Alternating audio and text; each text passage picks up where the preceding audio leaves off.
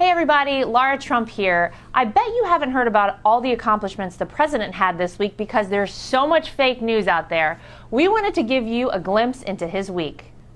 First up this week, let's talk about the president's salary. Again, the president has donated his salary. His first quarter salary went to the Parks Department. His second quarter salary has now been donated to the Department of Education.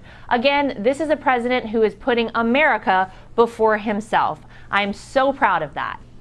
Next up, jobs, jobs, jobs. The unemployment rate is at the lowest point it has been since 2001.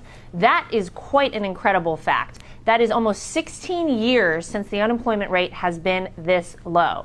Let's talk about the stock market. Again, we saw the Dow hit an all-time high this week. The stock market is up. The economy is booming, ladies and gentlemen.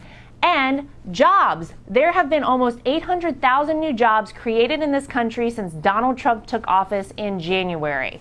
And speaking of jobs, Foxconn is a company who has promised up to 13,000 new manufacturing jobs in Wisconsin. This goes back to the president's campaign promise of bringing manufacturing back to this country. We're seeing it happen right now.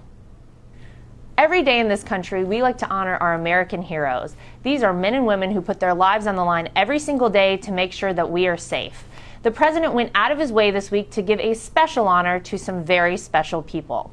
The Medal of Valor was given at the White House to the men and women who heroically saved lives during the congressional baseball shooting. We send our thoughts and prayers to Representative Steve Scalise for a speedy recovery. The president also met with some incredible veterans this week in Ohio, giving his thanks to them for their service to our country. Likewise, the vice president visited Walter Reed Hospital, where he sat down and talked to so many wounded soldiers who have put their lives on the line for all of us.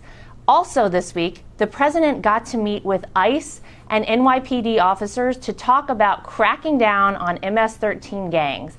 This is something the president has promised since day one of his campaign, and he is following through on it. Thanks for joining us, everybody. I'm Laura Trump, and that is The Real News.